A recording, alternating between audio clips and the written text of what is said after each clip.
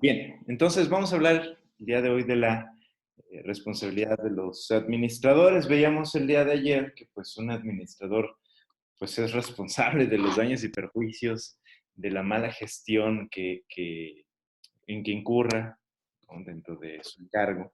Pero además, este administrador puede llegar a incurrir en la comisión de delitos, ¿no?, en fraude, ¿no? Imagínense un administrador que tiene acceso a las cuentas bancarias y se dedica a adquirir bienes en su beneficio o a tomar decisiones eh, pues en contra de los intereses de la sociedad y que eventualmente lo llevan pues cometer errores o a tomar decisiones que van en contra de los intereses de la sociedad o pues simple y sencillamente a simular operaciones en su beneficio, pues claro que pueden llegar a ser objeto de determinación de responsabilidades por parte de la sociedad. Ahora, aquí es muy importante que ustedes establezcan un modelo de negocio, o mejor dicho, que los socios creen dentro del modelo de negocio los candados suficientes, las, las, los cortafuegos suficientes para efecto de poder llegar a evitar una mala gestión por parte de los administradores. ¿Por qué? Pues porque el administrador es el que tiene el control, ¿verdad?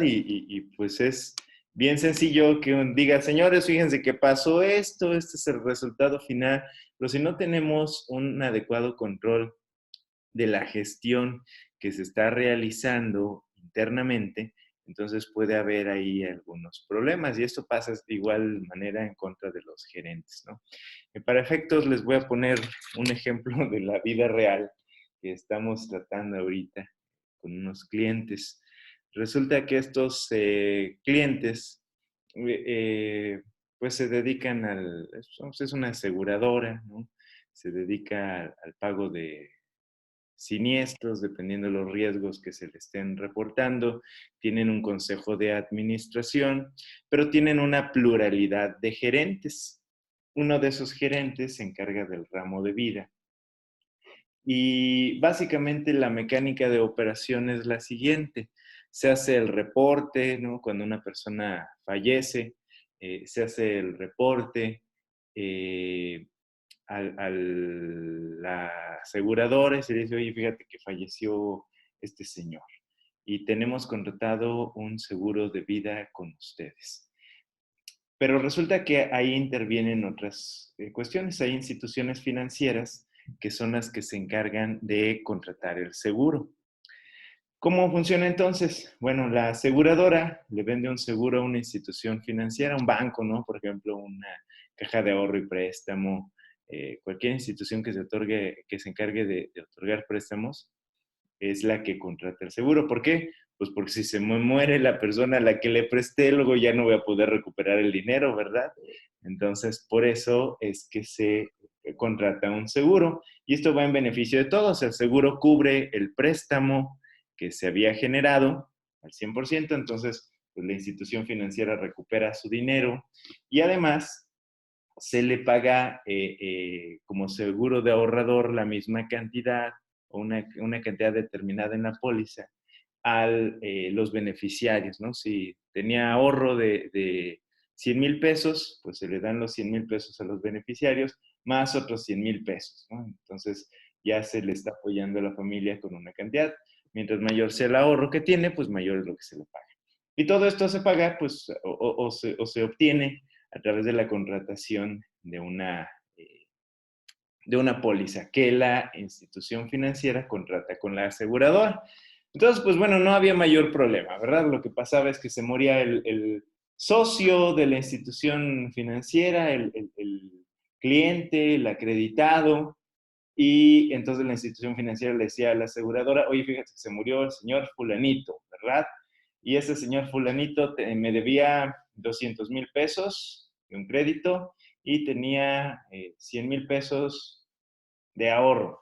Entonces la aseguradora le tenía que pagar a la institución financiera los 200,000 pesos más los 100,000 pesos de ahorro. Le decía, mira, aquí está tu dinero para que recuperes lo que invertiste en este socio, lo que le prestaste, y además te doy 100,000 pesos para que le des a los deudos, ¿no? A los beneficiarios de este señor, para que los apoyes, ¿no? Porque esa era la finalidad de la contratación de este seguro. En el crédito, pues le cobraban al cliente el seguro, ¿verdad? Entonces, pues bueno, era lo que menos podía hacerse.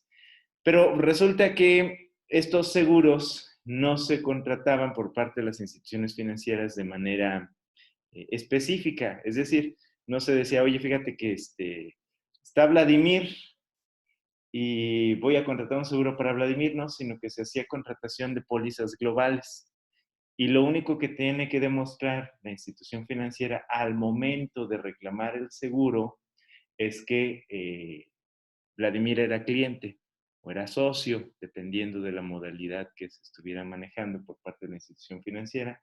Oye, fíjate que este señor era mi cliente y lo acredito con eso, o era mi socio y lo acredito con esto, para efectos de que tenga acceso al seguro. Y lo que se hacía era contratar pólizas globales, donde no se señalaba de manera específica quiénes eran mis clientes o los clientes de la institución financiera. Bueno, entonces se moría el señor fulanito, la institución financiera hacía el reporte y decía, oye, fíjate que se murió este señor, era mi socio y tenía tanto de ahorro y me debía tanto. Llegaba a un departamento. Ese departamento, en el caso concreto de la aseguradora, era el departamento de vida a cargo del gerente de vida, ¿no? Designado por el Consejo de Administración y aprobados por la Asamblea. Y ese gerente de vida, con el apoyo de sus analistas, calificaba si era procedente o no el riesgo. Pues había algunas exclusiones, ¿no? Por ejemplo, en el caso de suicidio, pues no se cubría. O en el caso de enfermedades, de que el fallecimiento se debiera a enfermedades preexistentes a la contratación de la póliza maestra, pues tampoco se hacía el pago. Pero bueno, en la gran mayoría de los casos sí se hacía el pago. Pero resulta que el gerente de vida se puso de acuerdo sospechamos que cuando menos uno de los gerentes de la institución financiera. Y lo que hacían era lo siguiente, ¿no? Resulta que el gerente de la institución financiera hacía un reporte y decía, oye, fíjate que se murió el señor Sutanito, ¿no? Vamos a tener el nombre, el señor Joel González. Y entonces muere el señor Joel González y le manda el reporte y te dice, oye, fíjate que Joel tenía conmigo 400,000 pesos de ahorro, o sea, pues era un gran ahorrador.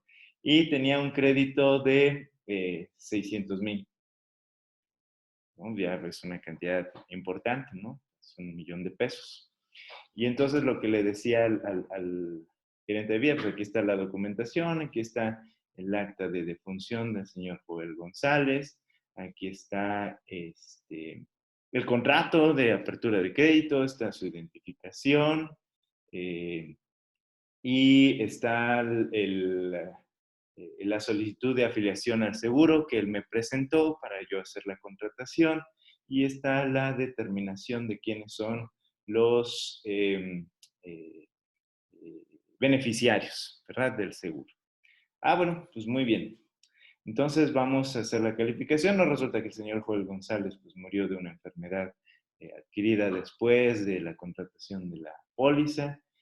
Pues sí estaba muerto, de verificado con el acta de defunción. Si era socio, pues aquí me están presentando un contrato, me presentan identificaciones del señor Joel, me presentan quiénes son los beneficiarios. Pues mira, no hay problema, se califica de procedente el riesgo y te saco tu cheque por los 400,000 eh, de, de los deudos, de los beneficiarios, más los 600,000 para ti, institución financiera, para que recuperes el dinero que le prestaste al señor Joel. Y dice, pues súper bien, ¿no? Pero resulta que el señor Joel González, pues sí se había muerto, pero no era socio, no había pedido ningún crédito con la institución financiera.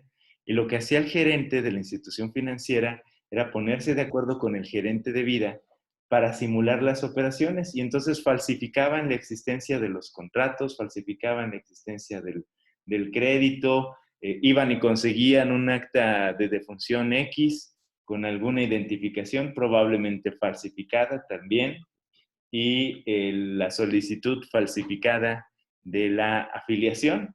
El gerente de vida, pues era el que calificaba, le decía a alguno de sus asesores, que también estaba dentro de la mecánica fraudulenta de operación, o sea, oye, pues a los de esta institución, los vas a calificar bien, a todos. Y pues no te preocupes, no, ahí te va un dinerín. Y resulta que entonces se emitía el cheque y los cheques se emitían a nombre de la institución financiera. Lo que hacía el gerente era pues depositarlos y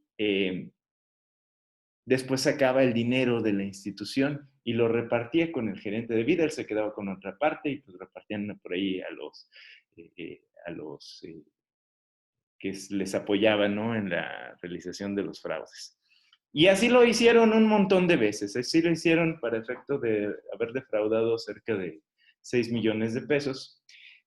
Y el problema con la aseguradora, pues era que no tenía un sistema de control previo de verificación que realmente sirviera de intercambio de información a fin de determinar que el socio realmente era socio o que el cliente era cliente de la institución financiera, porque no había un inventario, un listado de los socios y de los créditos contratados, porque esto se hacía de alguna manera con base en la buena fe, porque se confiaba en la calificación del gerente de vida, se confiaba en la calificación que hacía el gerente de la institución financiera y el gerente no reportaba esos ingresos a los socios. Llegado el momento de la asamblea, les decía, reportaba los decesos de los socios, pero no reportaba los de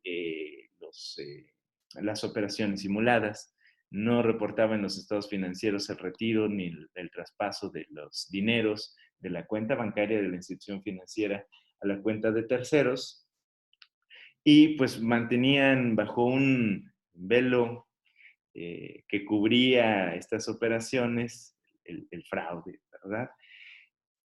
¿Cómo es que nos damos cuenta? Pues nos damos cuenta porque cometieron un error.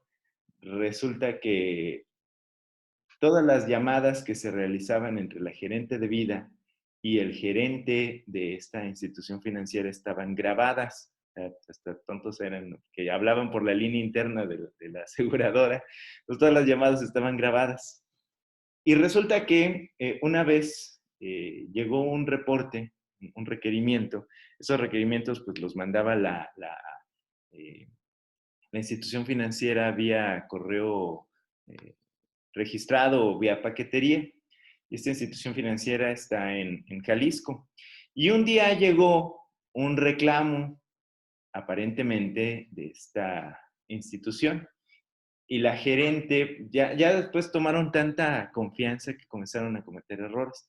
Ya ni siquiera mandaban los reportes, sino que se los enviaban a ella escaneados, ella los imprimía y decía, ay, me llegó este paquete, ¿verdad? Entonces, lo que hizo esa vez fue utilizar otro sobre que había llegado de otra institución, de Durango, para meter ahí los papeles. Entonces se los dejó a la recepcionista, porque el proceso era que llegaba a recepción, en recepción la recepcionista abría la documentación y decía, mire, este reclamo viene para el área de vida de Jalisco, de Durango, de lo que sea, y lo enviaba.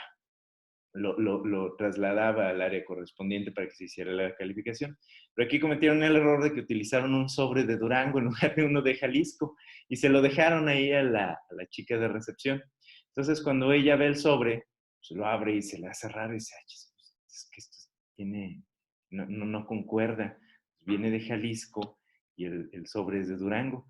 Y resulta que cuando llega otra vez el chavo de la paquetería le dice, oye, a ver, rastréame de dónde venía este sobre y resulta que ella lo había recibido un mes antes. Y entonces comienzan a revisar las cámaras internas de la empresa y se dan cuenta que la gerente de vida imprimió la documentación, utilizó el sobre de Durango y dejó el sobre en la recepción.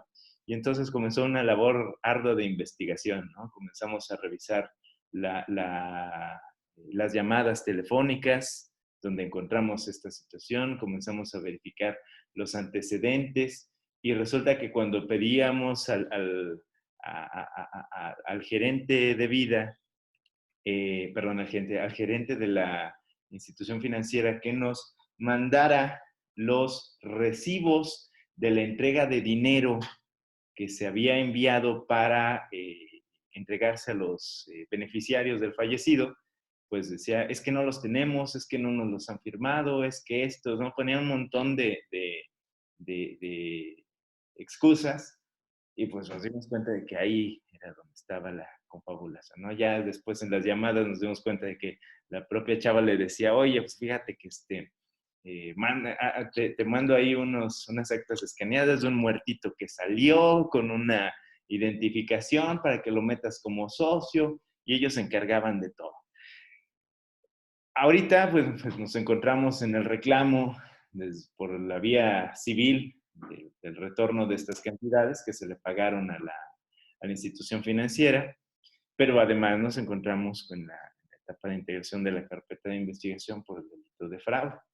A lo que voy es que si, por ejemplo, dentro de la aseguradora se hubiera contado con un sistema adecuado de registro de los socios de las instituciones financieras, pues esto no habría pasado, ¿verdad?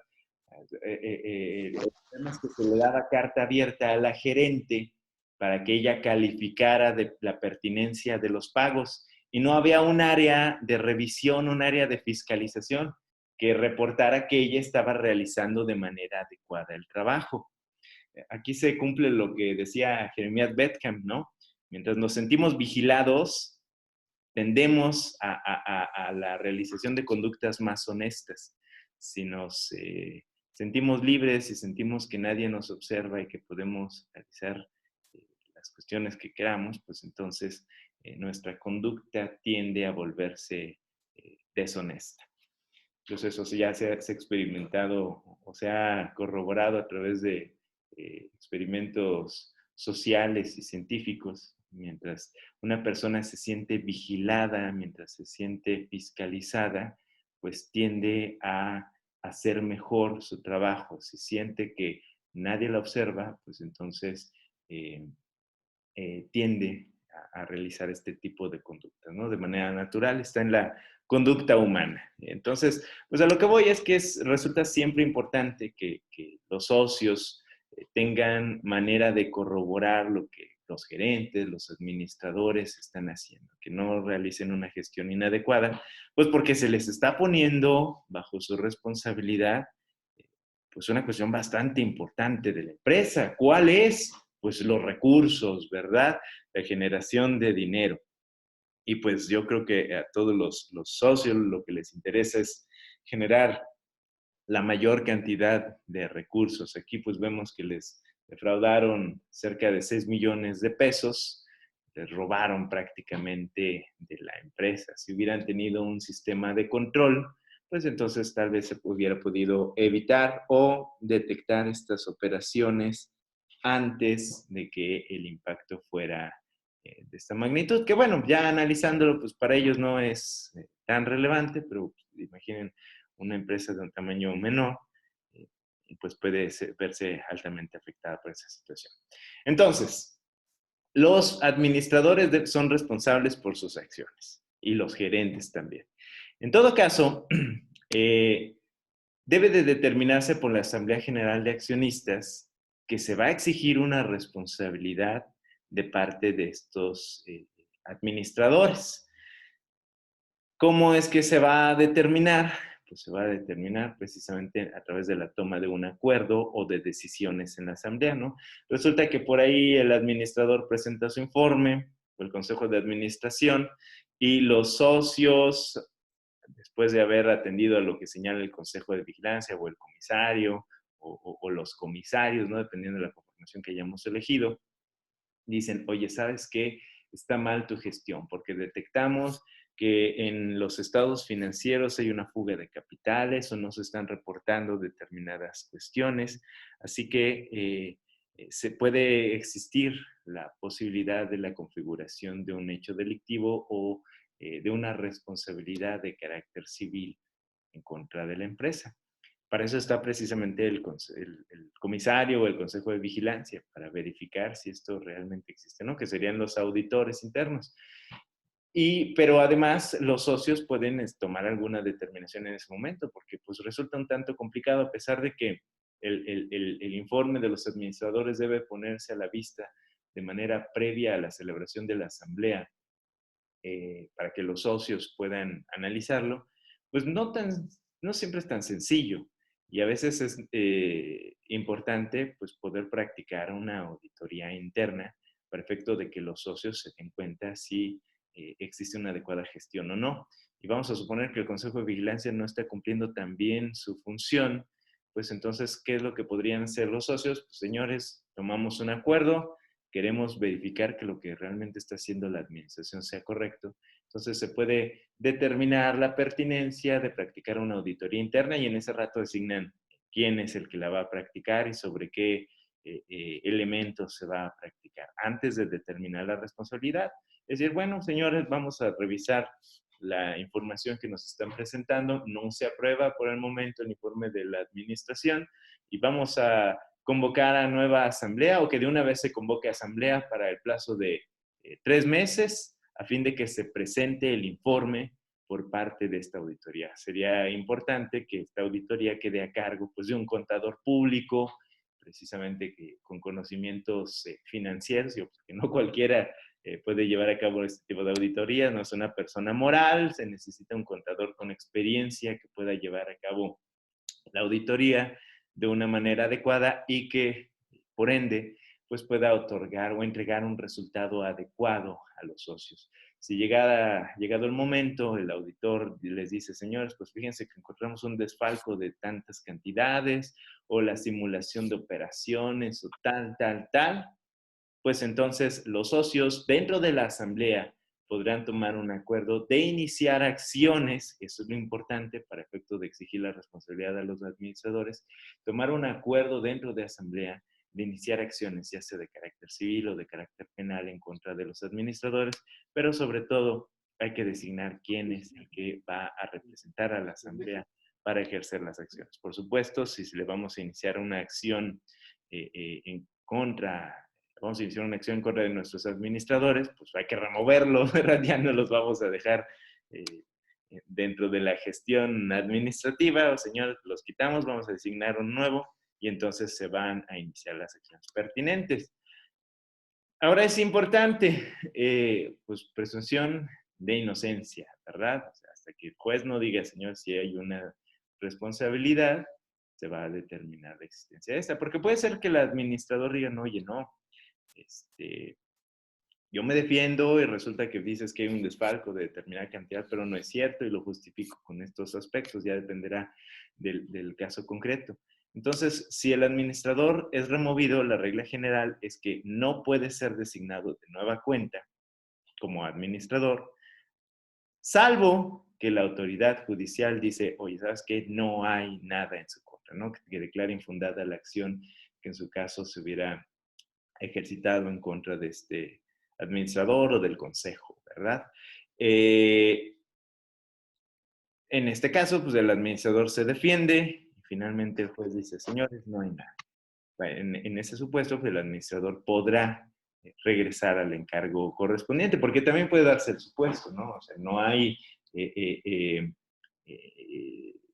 pues una determinación respecto a si incurrió o no en responsabilidad eh, tan sólida, entonces, pues bueno, vamos a ver si se puede probar en juicio. Si el administrador se defiende y dice, no, lo que pasó fue esto, porque puede ser que incluso dentro de la asamblea haya pues cierta animadversión en contra del administrador, por el calor del momento, lo que sea, puede defenderse.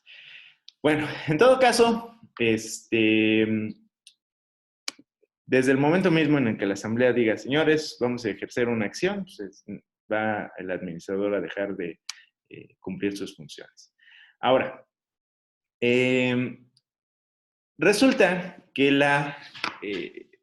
esta solicitud de responsabilidad o esta determinación de responsabilidad puede ser ejercida por una minoría relativa, que represente un porcentaje calificado del capital social. O sea, no basta con que la mayoría del capital diga, ah, sí, qué buena gestión del administrador. No, hombre, no hay que hacerle nada, es súper bueno, funciona muy bien. Puede ser que los accionistas que representen el 33% del capital digan, oye, ¿sabes qué? A mí no me gusta lo que está haciendo el administrador.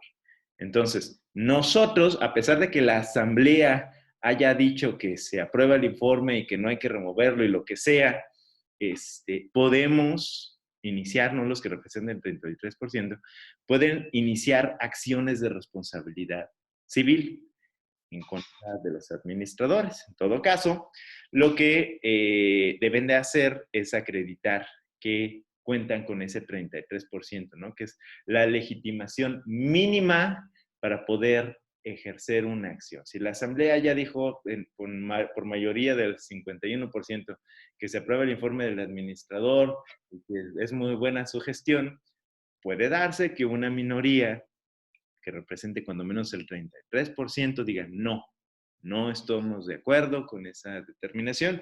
Y no solo eso, sino que vamos a iniciar una acción en contra del administrador. Entonces, estos accionistas que representan el 33%, lo primero que van a tener que hacer al iniciar la acción, ojo, aquí ya no se necesita acuerdo de la asamblea. ¿Por qué? Pues porque la mayoría dijo que no, la mayoría dijo que estaba bien la gestión. Entonces, los inconformes tenemos que probar que representamos ese 33% para poder ejercitar una acción.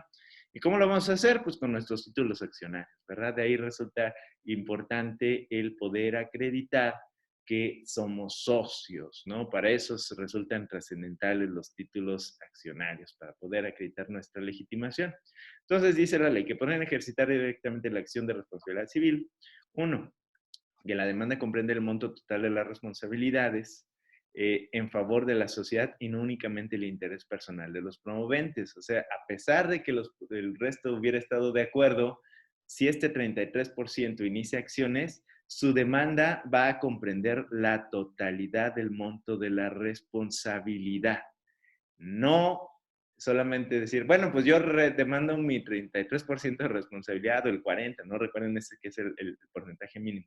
Solamente demando lo que me corresponde. No, tienes que hacerlo por todos, ¿no? Y va a beneficiar a todos para efecto de que se determine la responsabilidad civil en contra de los administradores. Ahora, resulta interesante que una situación,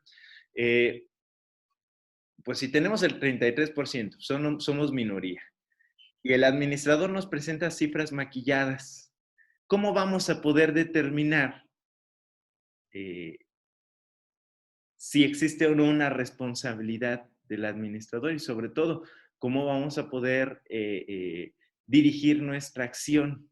Aquí les voy a encargar que revisen por ahí en el Código de Comercio los medios preparatorios a juicio, que pueden consistir en la exhibición de la contabilidad de la empresa.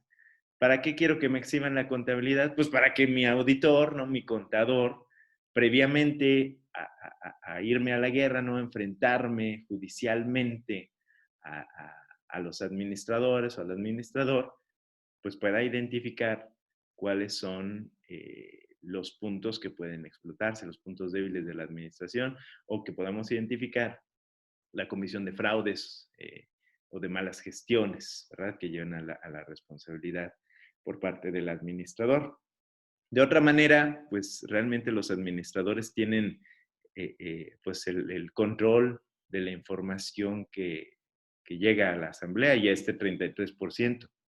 Por eso es importante que se exploren este tipo de medidas cautelares, medidas previas a un juicio, para efecto de poder obtener la información pertinente, porque ya una vez que están en el juicio resulta muy complicado dentro de los plazos que marca la ley el poder llegar a integrar una acción de manera adecuada. O sea, le tenemos que decir al juez, desde el momento mismo en el que estamos presentando nuestra demanda. Señor juez, fíjese que el administrador hizo esto y estuvo desviando fondos, estuvo simulando inversiones en determinados lugares y por eso es que es responsable. La otra condicionante es que los sectores no hayan aprobado la resolución tomada por la Asamblea General de Accionistas. ¡Ojo! No se van a arrepentirse, ¿verdad? O sea, no se valdría que todo el mundo en la Asamblea dice, ah, no, súper bien, ¿no? Qué buena gestión del administrador. Aprobado 100% del capital, la gestión del administrador. Y luego digan, oye, no, fíjate que nos dimos cuenta de que siempre no había un error en la contabilidad, en los estados financieros y pues contamos el 33% y presentamos nuestra demanda. Entonces lo primero que va a decir el administrador es, oye, no, espérate, aquí tengo un acta de asamblea donde tú compareciste y votaste y aprobaste mi informe. Pues no se vale que ahora digas que no es cierto, ¿verdad? No se vale que digas, ah, no, pues es que siempre no me gustó tu informe y voy a demandarte. Pues no, ya votaste, ya perdiste la acción. Entonces hay que tener mucho cuidado con este tipo de situaciones. Si ustedes están asesorando a socios en donde dentro de la asamblea se tienen dudas respecto al informe del administrador, pues mejor no lo aprueben ni voten al respecto, pues que voten los demás y ustedes traten de mantener la legitimación de su 33% para poder en su momento iniciar las acciones correspondientes. ¿Dudas, preguntas, comentarios hasta el momento? Yo tengo una duda, maestro. Mándenme. En la diapositiva, en la primera opción dice acción de responsabilidad civil. ¿Así se le llama la figura y se presenta en tribunal mercantil, digo, en juzgado mercantil? ¿O No, es en juzgado civil? sería una... Bueno, es que se determina que es una acción civil por el tipo de gestión que se está realizando, ¿verdad? Por la gestión de la administración. En todo caso, habrá que determinar, o sea, así es como lo marca la Ley General de Sociedades Mercantiles. Habrá que determinar cómo es, cuál sería la vía pertinente. En el caso concreto, el Código de Comercio establece una vía especial para la responsabilidad respecto a los administradores, que sería la vía sumaria. Entonces, tendríamos que ejercer esta responsabilidad a través de esta vía sumaria marcada en el Código de Comercio. Aquí lo marca así porque, pues bueno, finalmente la responsabilidad civil, o vamos, no existe una responsabilidad mercantil, ¿verdad? Sería esta la vía, ¿no? Para definir, pero pues se le llama responsabilidad civil de manera genérica, perdón, porque pues, este es el género y ya luego vemos que existe la especie mercantil y la especie civil en específico. ¿Sí? Gracias. Bueno, luego vemos el Consejo de Vigilancia, o bueno, la vigilancia de la sociedad. Que se supone que estos son los que van a verificar que el Consejo de Administración o los administradores o el administrador único pues haga bien su trabajo. También puede estar compuesto de uno o varios comisarios temporales y revocables. Pueden ser socios o personas extrañas a la sociedad. Es muy importante que quien funja como comisario tenga conocimientos de contabilidad, de derecho y de finanzas, para efecto de poder revisar de manera adecuada que las gestiones de la administración son correctas, ¿verdad? Y que no se está cometiendo algún delito o algún acto fraudulento en contra de la sociedad.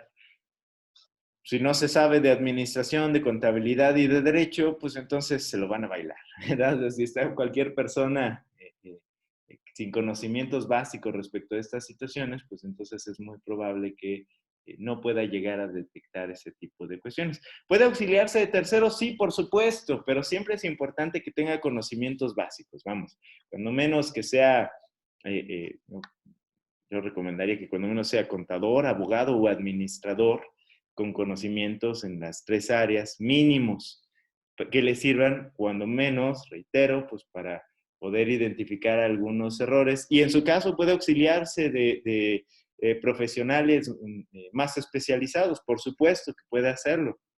Puede obtener la información y contrata un despacho de auditoría le diga, oye, ¿sabes qué? Si está bien, no está bien, o encontramos este tipo de cuestiones, pero pues sí es importante un conocimiento mínimo con respecto de la gestión, ¿verdad?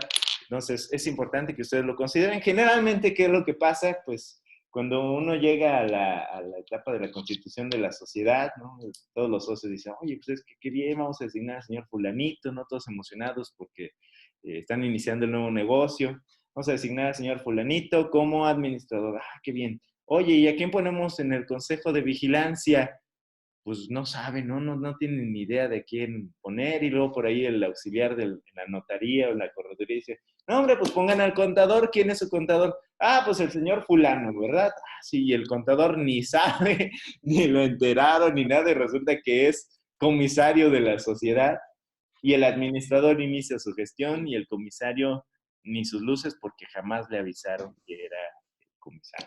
Importante, si van a funcionar bien, pues háganlo bien desde el principio.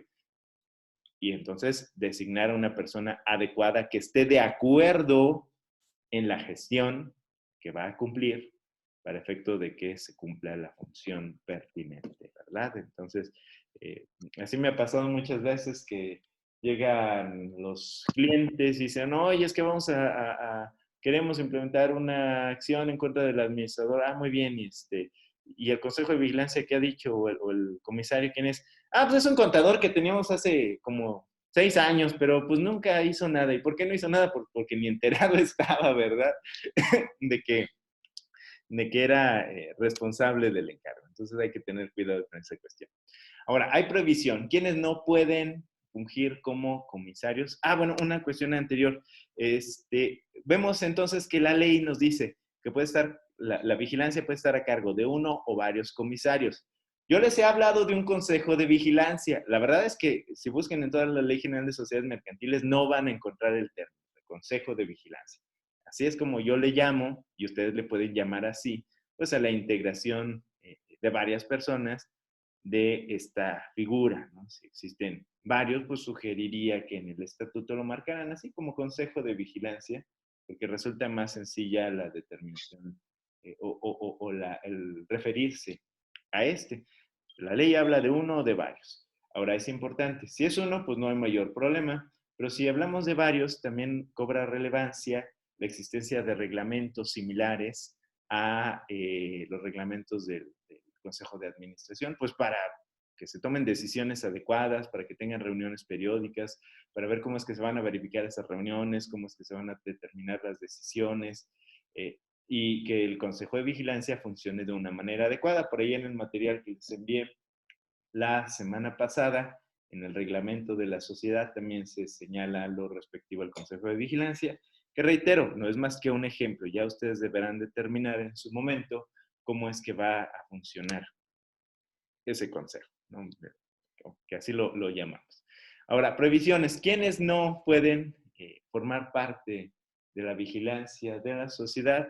Primero, los inhabilitados para ejercer el comercio. Y otra vez, ¿quiénes son? Pues aquellos condenados por delitos patrimoniales y aquellos o aquellos que hubieran sido declarados como quebrados a través de un concurso mercantil.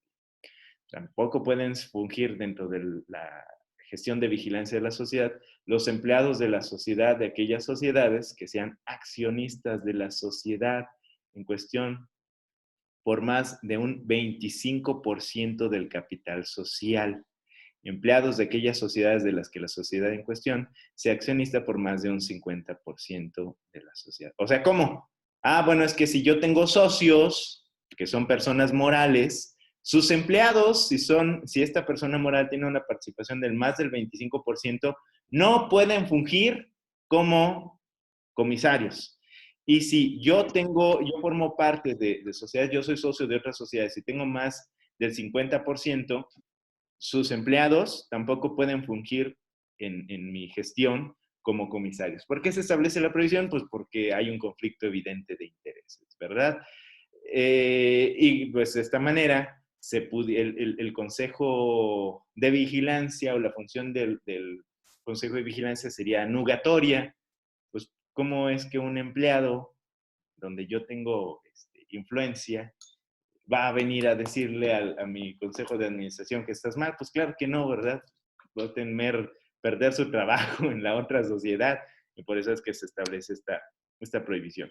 Tampoco parientes consanguíneos de los administradores, ¿no? Por razones obvias. Dice, en línea recta, sin limitación de grado, y los colaterales dentro del cuarto grado, y los afines dentro del segundo grado. Entonces es importante que también lo verifiquen para efecto de evitar incurrir en este tipo de cuestiones. Pues es evidente que la relación de parentesco, ya sea por consanguinidad o por afinidad, ¿no? O de carácter político, como luego lo llamamos, pues trae un cierto deber de lealtad. Entonces, pues imagínense que el hijo tenga que revisar la gestión del papá, pues claro que no va a ver con la misma dureza y objetividad la gestión correspondiente. ¿Cuáles son las facultades de los comisarios o de quienes estén a cargo de la vigilancia de la sociedad? Primero, cerciorarse de la constitución y subsistencia de la garantía de los administradores, dando cuenta sin demora de cualquier irregularidad a la Asamblea General de Accionistas. Recuerdan que decíamos que la regla general es que los accionistas, perdón, los administradores deberán de otorgar una garantía de su gestión, a menos, claro, que la Asamblea los dispense de la entrega de esa garantía. Entonces, si designan al administrador en este momento, pues en ese rato no va a traer la fianza, ¿verdad? Se le va a dar un plazo pertinente para que constituya la fianza y que se deberá de determinar en la asamblea. Entonces, el comisario, los comisarios o el consejo de vigilancia se van a encargar de verificar que realmente se entregue esa garantía y si no se hace, pues tienen la obligación de reportarlo a la asamblea. Decirles, señores, pues ya este señor es el administrador, está cumpliendo su gestión, pero no nos ha entregado garantía. ¿Para qué es la garantía? Pues para el efecto de que si se determina una responsabilidad en caso del administrador, pues podamos cobrar más rápido nuestro dinero. Para eso es la fianza o la garantía correspondiente. Si no, pues bueno, vamos a ver si tiene bienes y a ver si le embargamos o a ver qué le podemos encontrar. Segundo, exigir a los administradores una información mensual del estado de situación financiera y el estado de resultados. ¿Recuerdan lo que vimos la vez pasada o en algunas de las sesiones pasadas de los estados financieros? Pues bueno, necesitamos ver cómo va tu gestión de manera mensual. Se tiene que entregarse. Ahora, es importante que en todo caso, dentro del reglamento, sobre todo en lo que respecta a la gestión de la administración, se señale cuál es la fecha límite que tiene el Consejo de Administración para entregar a los órganos de vigilancia esta información. Dice mensual, pues sí, ¿cuándo lo vas a presentar? Tengo 5, 10, 15 días, ¿no? Y es importante que ustedes les den un plazo pertinente para efecto de que pueda entregarse la información y que el Consejo de Vigilancia o el órgano de vigilancia pueda verificarla y determinar si existe una gestión adecuada. Además, realizar examen de operaciones, documentación, registros y demás evidencias comprobatorias necesarios para efectuar la vigilancia de las operaciones que la ley le impone para poder rendir fundadamente el dictamen. O sea, tienen que presentar un dictamen a la asamblea en donde les digan, señores, si está bien o no está bien la gestión, pero para eso necesitamos toda esta información y necesitamos poder revisarla. Una cuestión importante es que los estados financieros pues, no son más que una serie de números plasmados como resultado de una gestión temporal. Pero esos resultados pues, devienen de la contabilidad de la empresa y la contabilidad de la empresa no está constituida meramente con asientos contables, ¿no? No es solamente una hoja de Excel donde dice, ay, ahí en bancos 10 millones y tuvimos 5 millones de deducciones. No, sino que necesitamos la información soporte que dé lugar a esos asientos contables. Entonces, es importante que dentro de su reglamento, en caso de que vayamos a operar de una manera adecuada a la sociedad, se señale que toda esta información deberá de enviarse además de manera mensual junto con los estados financieros al Consejo de Vigilancia o al órgano de vigilancia y además la información soporte. O sea, hay que integrarles un expediente completo y mandárselos para que ellos lo puedan revisar y verificar, ¿no? Que podría ser físico, un montón de hojas impresas o electrónico, ¿no? De hoy hay muchos sistemas contables muy modernos que permiten la generación de archivos de este tipo y pues se pueden descargar en una computadora que tenga el mismo sistema y de esa forma se pueden revisar e identificar de manera más adecuada las operaciones de la empresa.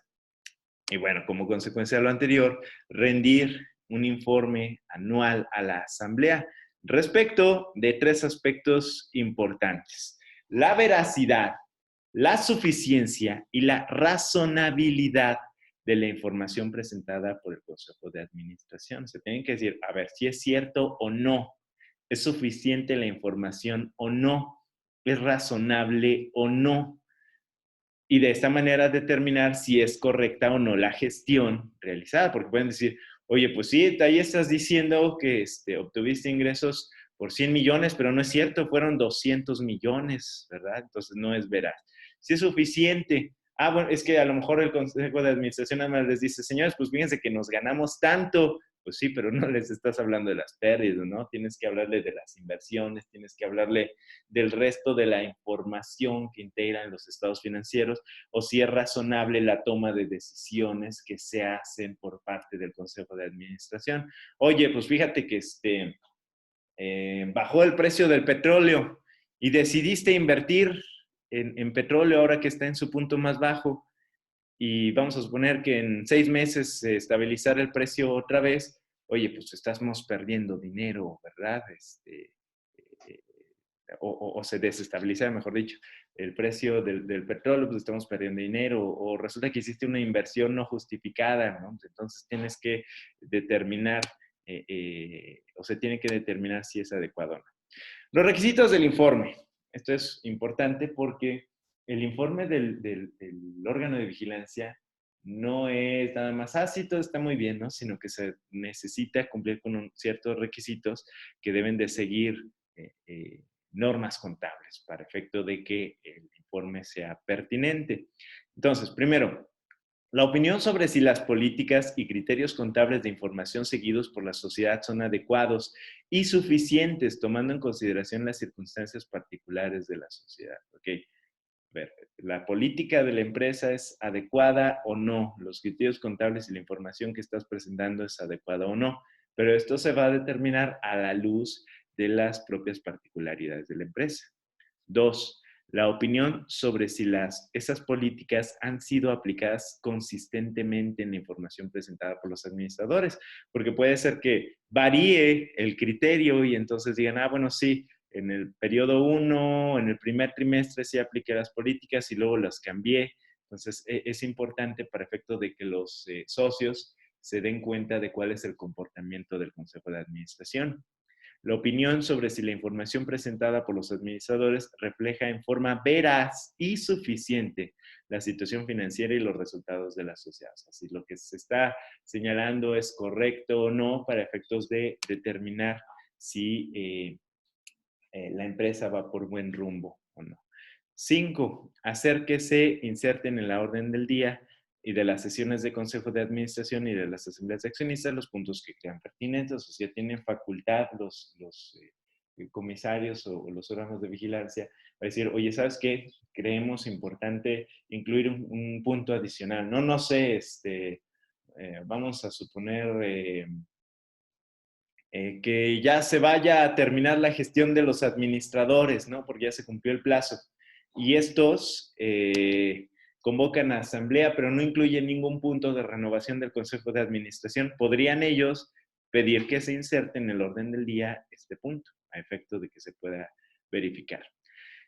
También van a poder convocar asambleas ordinarias y extraordinarias, pero esta es una facultad subrogada. Para el caso de una omisión de los administradores y en cualquier otro caso que juzguen conveniente.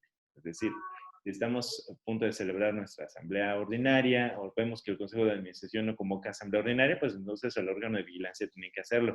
O si el órgano de vigilancia se da cuenta de alguna cuestión relevante, podría también convocar asamblea. No sé, vamos a suponer que nos damos cuenta de que ya se nos va a vencer el plazo de duración, ¿no? Porque le pusieron 50 años y ya este año cumplimos los 50. pues podría el Consejo de Vigilancia convocar a una asamblea para decir, señores, vamos a una asamblea extraordinaria, vamos a renovar nuestro plazo de duración. 7.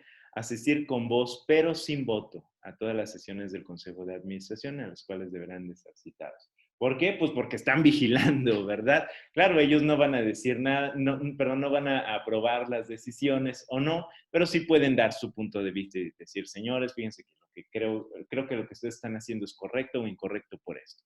Asistir con voz, pero sin voto, a la asamblea de accionistas.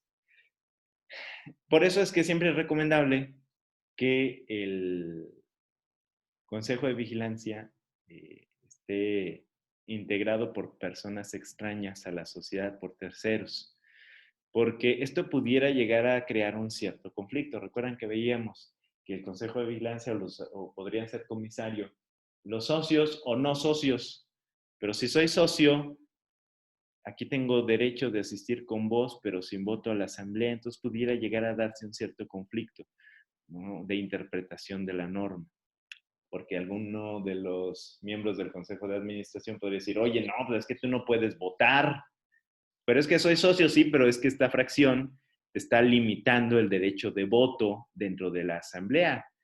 ¿Y por qué? ¿Cuál es la finalidad de limitar ese derecho de voto? Pues porque estás vigilando, ¿verdad? O sea, no puedes aprobar tus propios informes, no puedes aprobar tus propias decisiones, por eso es que se limita el derecho de votación en este supuesto. También, bueno, pues se señala la facultad de cualquier accionista de denunciar al Consejo de Vigilancia cualquier irregularidad en la administración, pues para efecto de que se puedan tomar en consideración y se determinen las acciones pertinentes. ¿Qué sucede si falta la totalidad? Licenciado. Bueno, tenía una duda. Para que una persona deje de ser parte del Consejo de Vigilancia, tiene que entregar pues el trabajo hasta donde lo tenga realizado y los socios tienen que aprobar esa salida o cómo sería Pues para como que una ya no, o sea, sustitución, para que se separe como quien dice de esa facultad o sí, de esa deber que tiene. sí, con una sustitución. Por supuesto que estos encargos, ¿no? La administración y la vigilancia de una sociedad, pues implican mucho trabajo e implican el conocimiento de información trascendental, información sensible de la sociedad. Si yo soy comisario o miembro del Consejo de Vigilancia y resulta que ya me voy, pues es importante que quien me vaya a sustituir eh, tome el encargo de una manera adecuada. Yo tendría que entregarle mi gestión eh, de manera tal, hacer una entrega, recepción del encargo, de manera tal que quien me vaya a sustituir, pues pueda tomar el encargo de una forma adecuada y ver, pues, qué es lo que se hizo, qué es lo que no se hizo, qué es lo que falta por hacer, cuáles son las observaciones que en su caso pudieran llegar a considerarse pertinentes, ¿no? A lo mejor ya me voy, pero le digo al que me va a sustituir, oye, fíjate que aquí encontré esto, ahí te lo dejo, ¿no? Para que lo tomes en consideración, que en su momento pueda llegar a hacerse una determinación. Sería la forma adecuada. Ahora, ¿qué pasa si el comisario un día dice, señores, ya no los quiero volver a ver en mi vida y me voy? Y nos deja tirado el negocio. ¿Podría ser responsable de esa situación? Pues a lo mejor de las omisiones que se hubieran cometido durante su gestión, ¿no? Pudiera existir una cierta responsabilidad, no del mismo grado que en el caso de los administradores, porque pues, los administradores son los que sí están al mando de, pero entonces resultaría pertinente por parte de la asamblea y de los socios el buscar, revisar la gestión de ese comisario a fin de que se pueda continuar con un trabajo adecuado de la misma. ¿Sí? Sí, gracias. Bueno, ¿qué pasa si se muere el comisario, ¿no? Si falta, pues entonces vamos a tener que acudir al órgano de administración para que convoque una asamblea general de accionistas es una asamblea express, ¿verdad? Cuya única finalidad va a ser la designación de comisarios en el término de 3 días para hacer la designación correspondiente. Solamente se va a poder tocar este tema para tales efectos, porque pues no estamos cumpliendo con la formalidad del resto de las asambleas. Digamos que es la convocatoria especial para una asamblea a cargo del Consejo de Administración o por parte de quien tenga la administración. Pero puede ser que la administración diga, oye, pues ¿para qué voy a designar quien me esté vigilando? Si aquí estoy más a gusto, ¿no? Sin que me estén supervisando, pues mejor no convoco asamblea, ¿no? Vamos a suponer que se fue el comisario, nos dejó tirado el encargo o el consejo de vigilancia y dice, no, ya no quiero saber nada de ustedes y nos vamos. Y entonces resulta que a partir de ese momento el consejo de vigilancia pues se muestra negligente en la convocatoria. En todo caso, la legitimación, si no se hace la convocatoria dentro de los 3 días siguientes, a la falta de los comisarios, la legitimación pasa a cualquiera de los socios. Claro que los socios no van a poder hacer la convocatoria ellos directamente, ¿verdad? Van a tener que acudir a la autoridad judicial en la vía sumaria para efecto de que un juez haga la convocatoria. Lo único que hay que decirle, oye, pues vengo a demandar al Consejo de Administración porque fíjate que se fue el Consejo de Vigilancia, ya no tenemos comisarios y no se ha convocado a la asamblea. Y entonces el juez va a mandar llamar al Consejo de Administración y esto solamente tiene 2 caminos. O decir, ah, no, espérate, ya convoqué, acabo de convocar, juez, justo el día que me emplazaste, pues bueno, ya ni modo, pero ya está la asamblea. Entonces el juez va a decir, ah, bueno, sin problema, ¿no? Ya se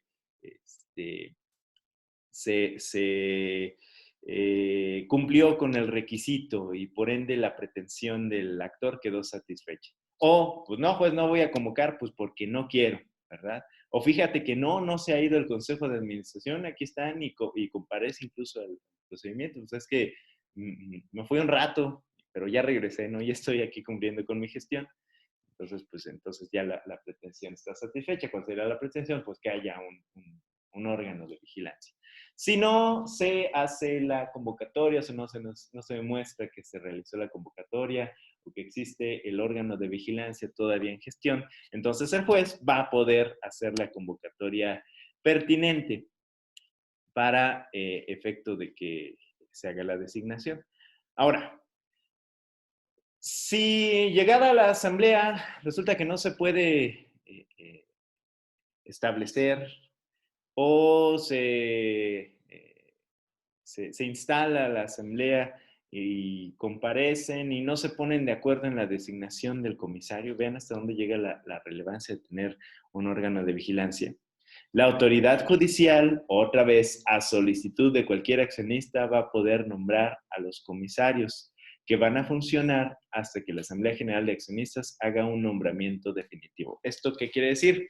Pues resulta que el juez dijo, oigan señores, pues no hay comisarios, ¿no? Y vino el socio fulanito a demandar la convocatoria de asamblea. Yo convoco a asamblea porque el Consejo de Vigilancia no ha convocado. Y llega el día de la asamblea y pues todos están enojados con fulanito porque fue con el juez a decirle que no se ha designado comisario. Y dice, no vamos a designar comisario. Y como es mayoría y fulanito tiene el 1% de las acciones, pues no le vamos a hacer caso. Es más, ni entramos a la asamblea, no se instala la asamblea. O el Consejo de Administración dice, no quiero instalar la asamblea, llega el día de la asamblea, va solamente fulanito y le rompen la asamblea, ¿no? No se puede establecer. Ah, pues entonces fulanito puede ir otra vez con el juez, decirle, oye juez, pues no te hicieron caso, no se designó el comisario. Entonces el juez va a decir, oye, pues muy bien, se presenta otra demanda, ¿verdad? Se manda a llamar al Consejo de Administración, oye, pues que no se estableció la asamblea, no se estableció la asamblea porque no quisimos, ¿no? O la razón que sea, o no hubo un acuerdo de voluntades entre los socios para designar al comisario. Entonces el juez va a decir, bueno, pues sin problema, yo voy a designar a un tercero que va a fungir como comisario hasta en tanto se haga el nombramiento definitivo. Ahora, el problema es que la ley no nos dice quién va a ser ese tercero, ¿verdad? lo importante sería que este socio, el que está demandando la designación, pues le haga una propuesta. Pues, oye, pues si te propongo al contador fulanito, que ha sido asesor de la empresa durante tantos años, o es mi asesor y conoce a la empresa.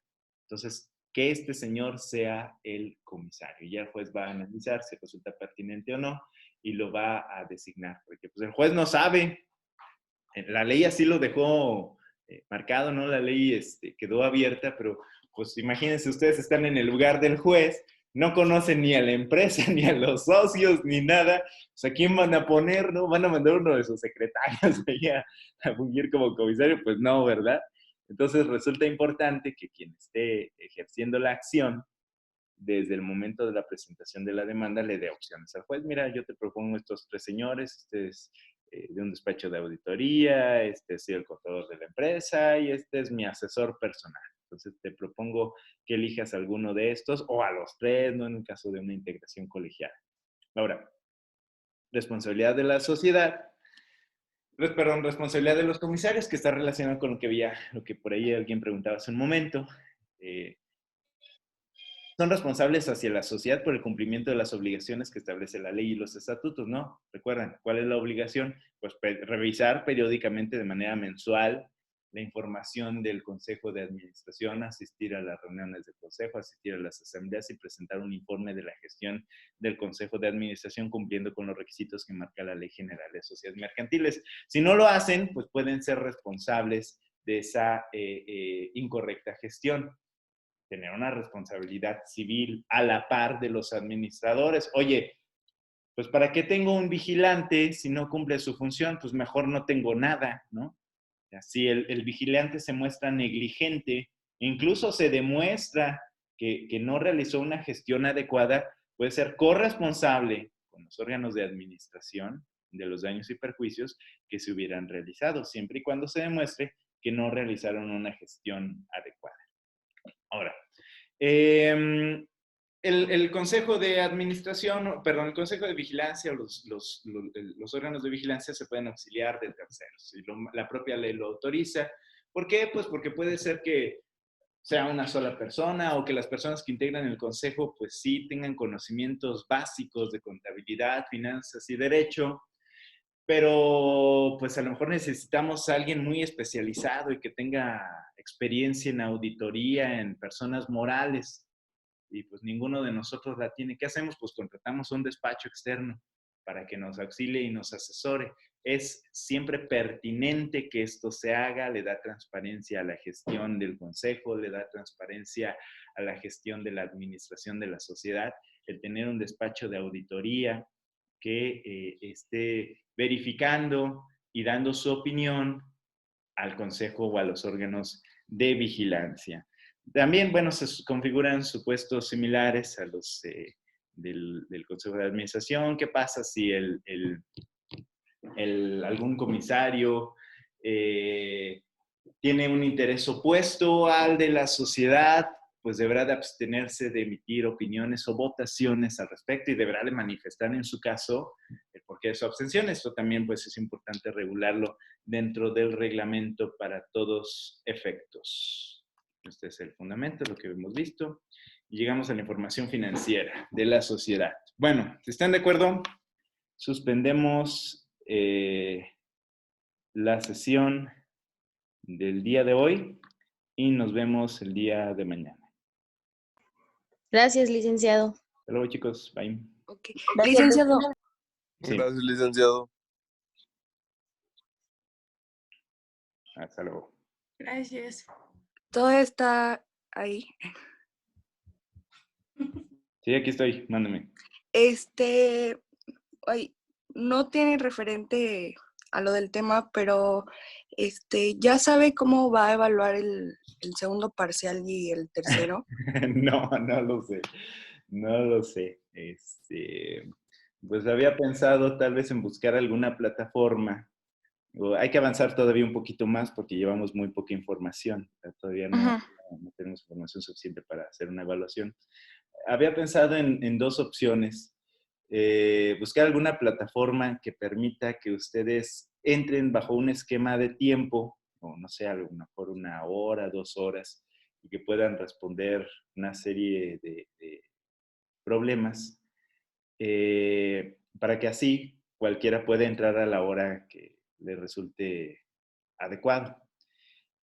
O en su caso, pues mandárselos vía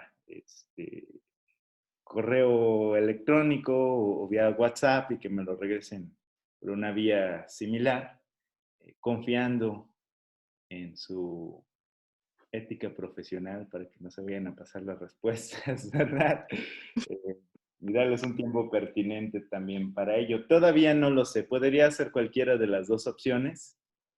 Por supuesto que podrían utilizar pues toda la información a su alcance, ¿verdad? Digo, si en el examen ordinario les permitía el uso de las diapositivas o de la legislación, claro que aquí también van a poder utilizarla, ¿verdad? Pero aún no sé cómo es que se vaya a realizar. También tengo que ver si la facultad pues nos da opciones para poder implementar alguna posibilidad de solución al respecto.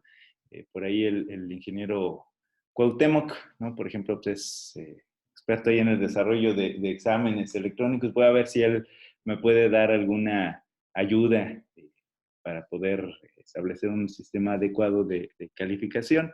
Y si no, pues bueno, ya en última instancia, pues se los mandaré vía WhatsApp y que me lo regresen en un tiempo pertinente, ¿no? En última instancia sería como calificaríamos. ¿Sí? Ok. Sí, gracias, licenciado. Muy bien, chicos, entonces nos vemos. Hasta luego.